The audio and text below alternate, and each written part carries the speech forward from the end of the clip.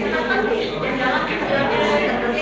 Jadi intinya penawar itu datangnya dari sisi penjual, bukan dari pembeli. Contohnya pedagang buah di pasar ingin menjual 100 kilo mangga, tapi harganya 15.000 per kilo. Tapi kalau harganya cuma 10.000 per kilo, mungkin dia cuma ingin menjual dengan 50 kilo.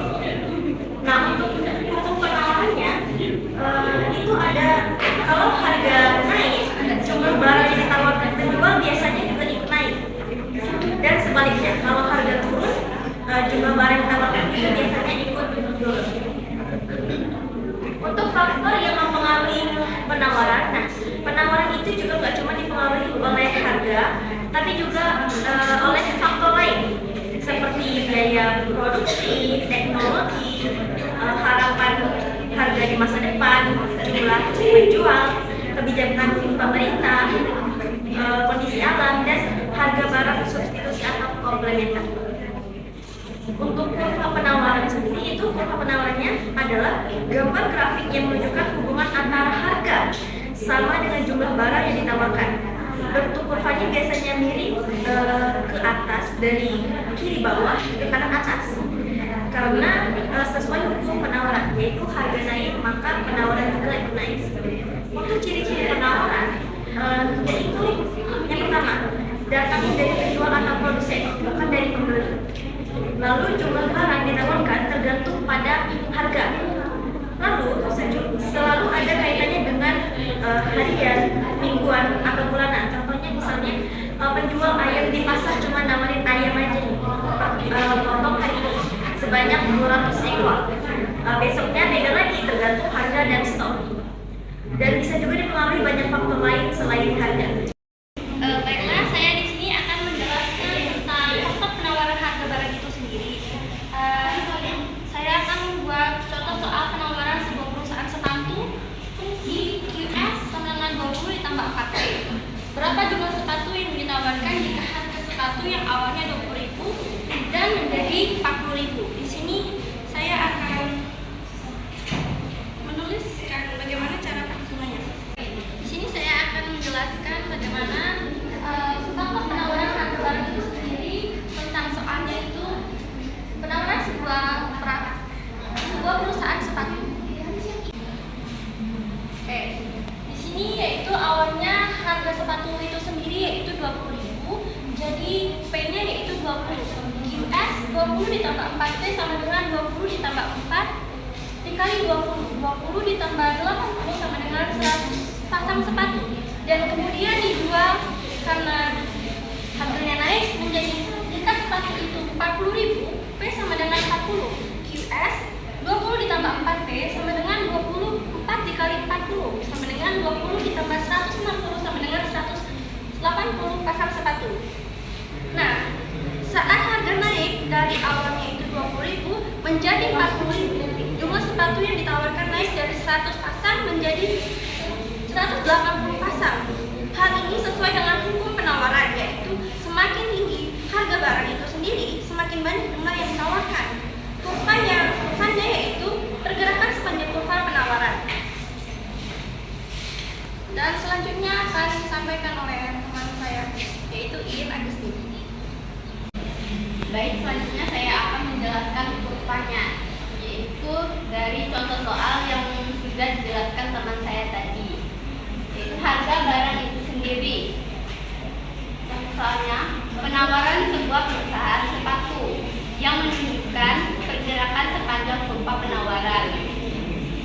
Dan inilah gambar kurvanya. Pada titik ini yaitu sebelum, dan pada titik ini yaitu sesudah. Pada titik Q20, P100 menunjukkan saat harga 20.000, jumlah yang ditawarkan yaitu jadi 100 pasang. Dan pada titik Q40, P110 menunjukkan saat harga 40.000, jumlah yang ditawarkan naik yaitu jadi 180. Kesimpulannya, jumlah sepatu yang ditawarkan dari 100 pasang jadi naik 180 pasang.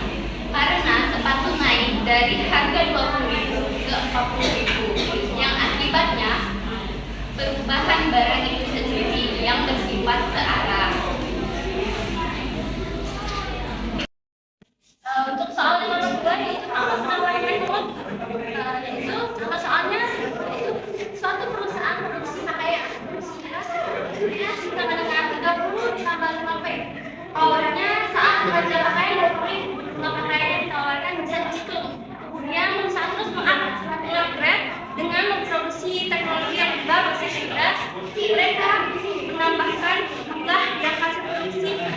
pabrik tersebut yang awalnya 20.000 menjadi 40.000. Nah, jika harga awal 20.000, P-nya sama dengan 20, QS 30 ditambah 5P sama dengan 30 ditambah 5 dikali 20, 3 sama dengan 30 ditambah 100 sama dengan 130. Setelah terbangun mereka mengambil teknologi, setelah terbangun sama dengan 40.000, P sama dengan 40, QS 30 ditambah 40 dikali 5P sama dengan 30 tambah 40 ditambah 5 dikali 20 sama dengan 70 ditambah 100 sama dengan 170. Kesimpulannya, jadi penambahan penawaran terjadi bukan karena harga berubah, tapi karena ada faktor lain atau teknologi baru. Artinya, walaupun harga sama 20.000, jumlah barang yang ditawarkan lebih banyak setelah teknologi digunakan. Hal ini menyebabkan volume penawaran bergeser ke kanan. Sekian presentasi dari saya, akan dilanjutkan oleh teman saya. Baik, selanjutnya akan menjelaskan part nomor 2, yaitu faktor teknologi. Jadi contoh soal yang telah teman saya sampaikan tadi, yaitu suatu perusahaan memproduksi pakaian yang menunjukkan kurva penawaran bergeser ke kanan karena adanya kemajuan teknologi. Dan inilah gambar kurvanya.